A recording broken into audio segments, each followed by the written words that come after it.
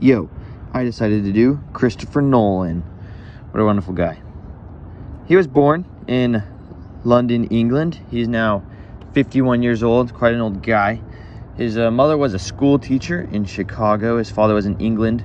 So he traveled often between the two, and now he has dual citizenship. So that's kind of cool. His favorite spot in the third row, or in the theater, is at the third row, center seat in the theater, which is kind of odd because most people would prefer the middle of the middle or the very top or something like that. But it's kind of near the front, which is kind of odd. He was actually self-taught. He attended University College of London and he studied English literature, but there wasn't actually anything relating to film in his major or a minor. In fact, he created the Film School Society. So he learned how to do all this stuff himself, which is quite wild. And then here's some of the films he did. He did Inception. This highlights a professional thief that tries to steal a bunch of information from this businessman through his subconscious. And they do so by putting a dream inside of a dream inside of a dream. So they figure out how to put people under and then have them dream. So anyway, it's super interesting. They got an 80% on Rotten Tomatoes and 91% audience score, which is quite wild.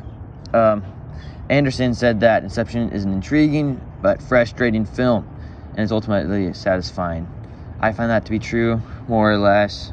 I don't find it to be frustrating, but it does require quite a bit of brain power to understand it, which I enjoy.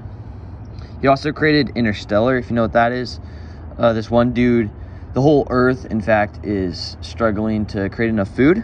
So due to drought and dust, this guy's a farmer and his farms are being killed. So the government, the secret government agencies, is trying to find a way, find another planet to move everyone to. And they do so by pushing all these astronauts through a wormhole. And they highlights their experience of going to these beacons that they sent out earlier to see if that Earth is habitable or other planets are habitable or not. And it's super interesting. It's an exciting space adventure, said Stratton, and it's quite peaceful sometimes, but it has some rockin' music also. He also created Tenet, if you've heard of that. It's a film that highlights a secret agent, and he finds a way to go backwards in time, sort of, while time is also going forward. And he tries to stop this future attack that's happening, and it's kind of difficult to understand. You don't really get it all till the end, but that's why it's super interesting. It got a 70% Rotten Tomatoes and a 76% audience score. Some people say it's like the epitome of everything Nolan's done. I don't know about that, because Interstellar is pretty good, as is Inception, but this is a very good movie. 10 out of 10, recommend. He also was involved with the Dark Knight trilogy. All three he directed.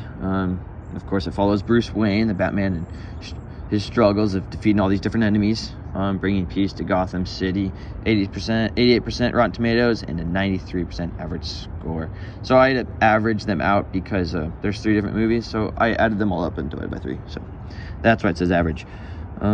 This person says it's the smartest and the most stylish action movie since The Matrix. I've never actually seen The Matrix, so I don't know if that's true, but I would think The Dark Knight is probably better. He also created Dunkirk. This is more of a historic film. It follows the Dunkirk evacuation of World War II. It mainly follows the life of this one dude and his struggles of trying to get back to England. It's super good. I recommend it. 92% Rotten Tomatoes, 81% audience score. It is quite emotional, though. There are some sad parts and many people lose their lives, unfortunately, but it is a very good movie nonetheless. He has received an abundance of awards. I couldn't even list 2% of them probably. There's a big old list, and the amount of nominations is absolutely absurd. A lot of them are for best films and best director and good stuff. Dramatic presentation for Inception. David Nussera said there are few directors operating on Nolan's level within modern day Hollywood. Yeah, I agree. His films are really different from the others, but they're absolutely amazing and super interesting to watch. So, like I was talking about earlier, Christopher Nolan is actually self-taught. He created his first film when he was 7, just using a camera that his father had. When he went to college, of course, he never actually did anything. He was in English literature, what in the world, but he taught himself how to do film and create a cinema society.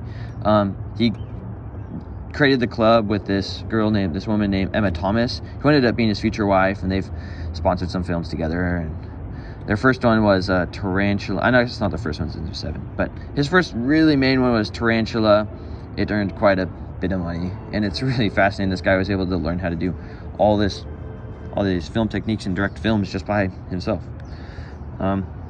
I think one of the coolest scenes is in Interstellar. It is a little wild, though. I gotta tell you that. During this scene, the protagonist is in the 5th dimension. He's trying to communicate with a past version of his daughter on Earth through Morse code. Like, he's going through a bookcase and he's doing like Morse code to try and help her younger daughter understand what's happening. It's really odd, but once you understand it, it's absolutely like just mind-boggling and super fun. I had to use quite a significant amount of resources, as you can tell, to create this. So I hope you enjoyed it, and I learned a lot, and have a great day.